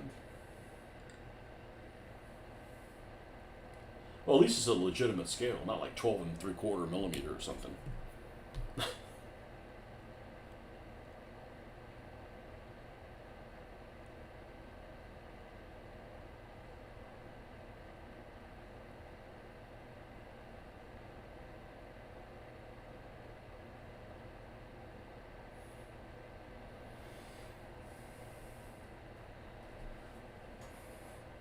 And it's not going to be very noticeable. So this would actually not be my preference.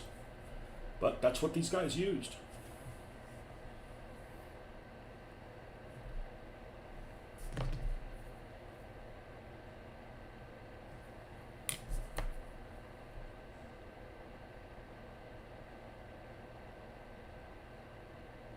One in the middle.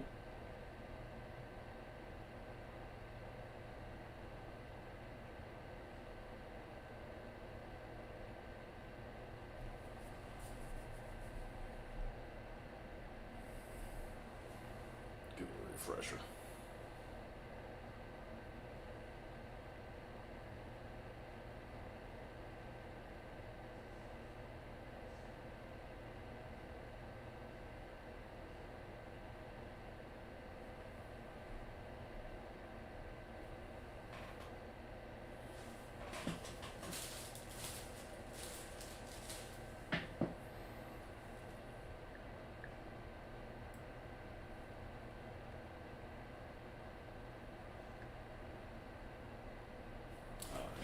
X upside down. Okay, well, we can do that.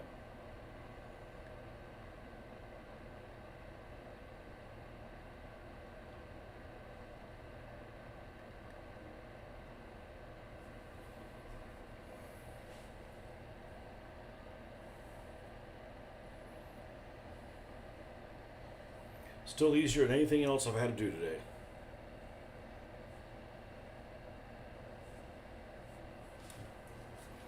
On the palm works the best for me.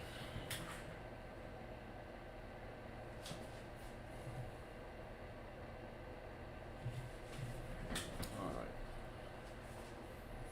I was about to take my glasses off. Nope, that's not what we need to do at this point. We got contacts in, so we definitely need the readers.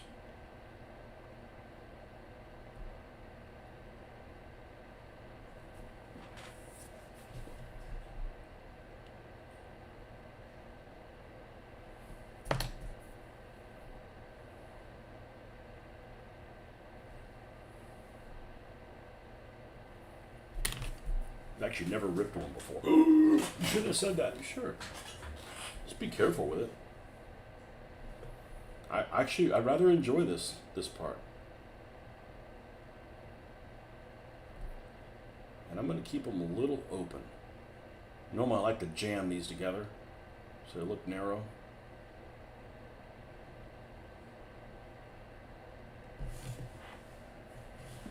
Okay, except it's a little bit.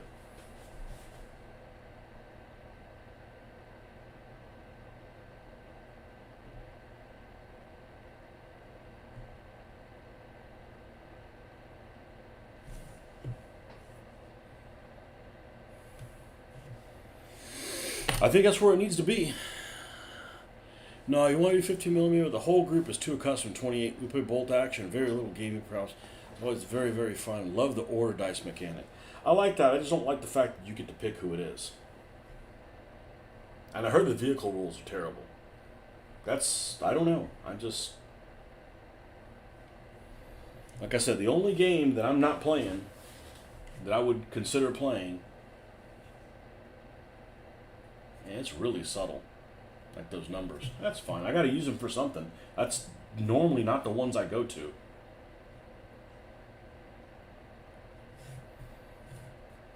All right, do the same thing on the other side.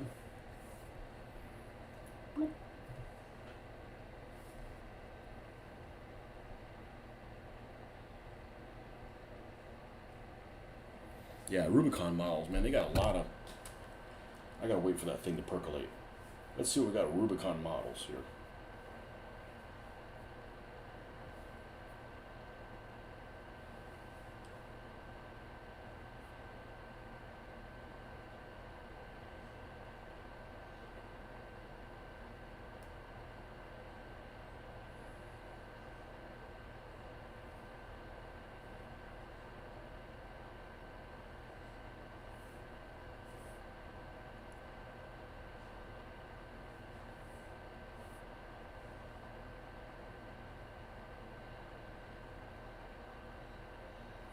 See what kind of options they give you for.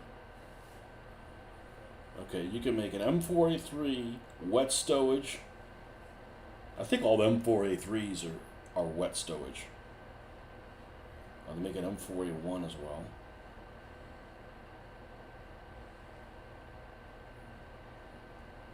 Choice to build direct vision or small hatch variant includes both low and high bustle turrets, multiple gun mantlets to choose from. You lucky sons of bitches. Open or close command and 3 crew hatches. You guys are spoiled. Well, you're paying $30 freaking dollars for a model. It better be freaking great. Okay, but I want to go to their site. I want to see what kind of snazzy shit they have.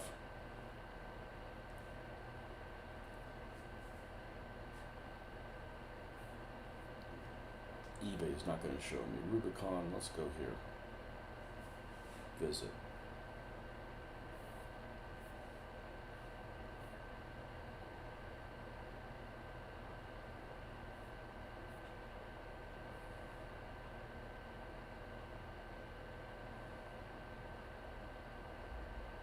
You have multiple suspension options. that's awesome. Still not doing 28 millimeter, but it's awesome. Rubicon models. What the hell is our website?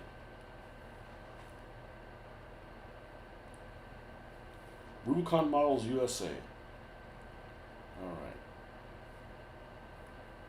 World War II USA. Vehicles.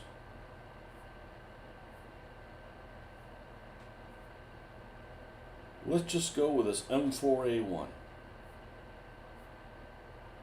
Oh, they don't show what it comes with on their own website? Come on, man. I mean, like pictures of shit. Oh, I bet they do on ScaleMates. Rubicon Models, ScaleMates, Sherman.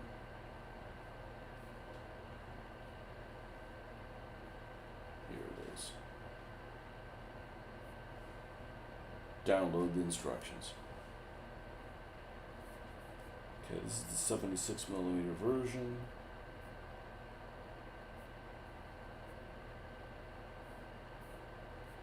Doesn't show you what decals that come with it. Well, sometimes they do, sometimes they don't.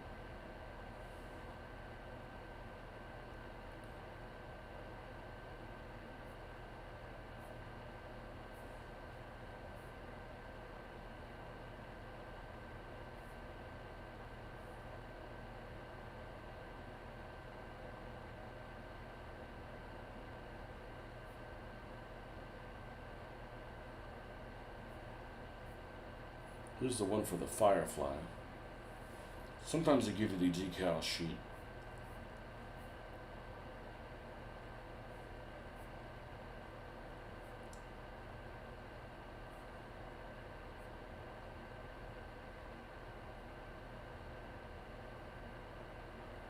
Template for applique armor.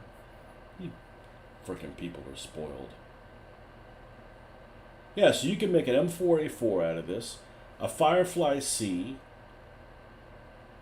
a variant of the Firefly C,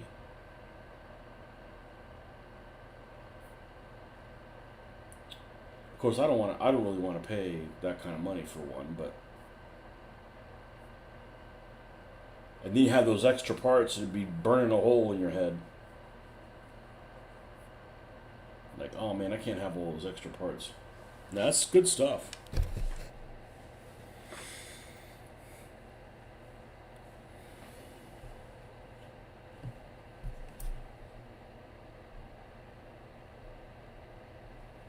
Okay.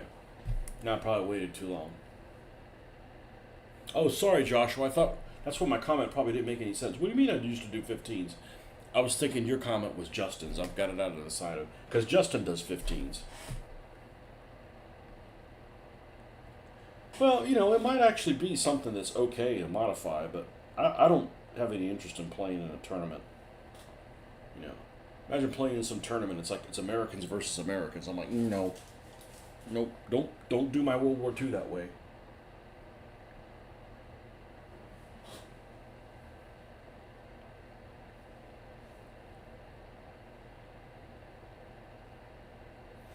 I'm also not used to decals being all on one sheet. In other words, what I mean by that is you have to cut them out yourself. I mean, I'm not okay trimming them down if you need to, but the default is that the decal is for each individual item, not all on one sheet kind of thing. That's just McPain. All right, still above the 2. Got it. Right here in the middle. Scooch this one over.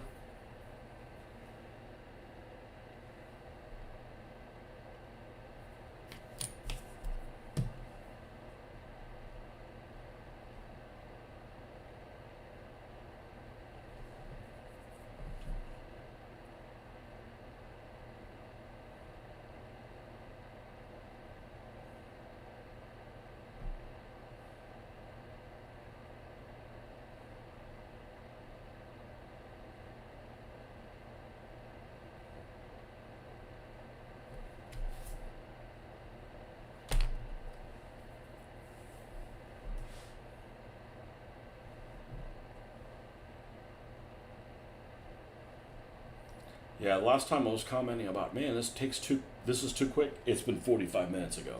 Like, this is a time suck.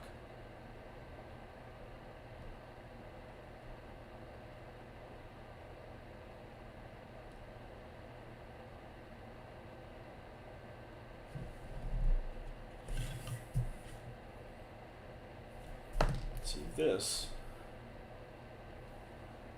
could actually stand to go down a little bit. A smidge.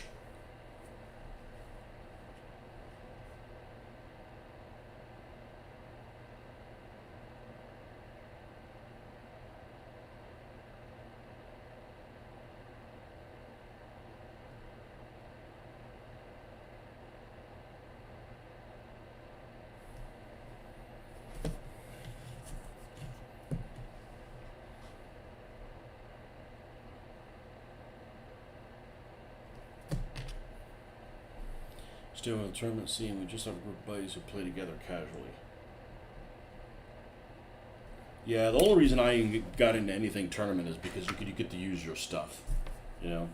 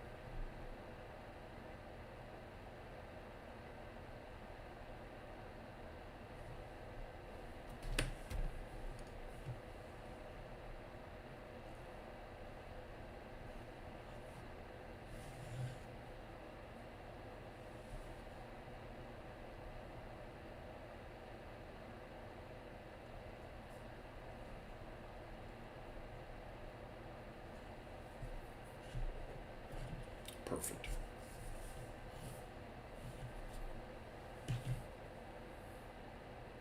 Very, very subtle number on there. And this is where we're going to stop because we need to eat.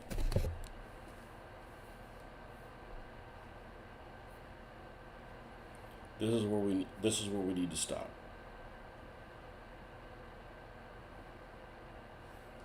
All right, folks. Well, this is where we'll pick up in the morning for you morning birds. And we'll see you guys on. I got a question for you. Oh, your channel still comes up. A lot of people about it in other forums. You ever miss DBA? I don't. If I was going to revisit Ancients, no, I'm not going to do DBA again. It's too abstract for me.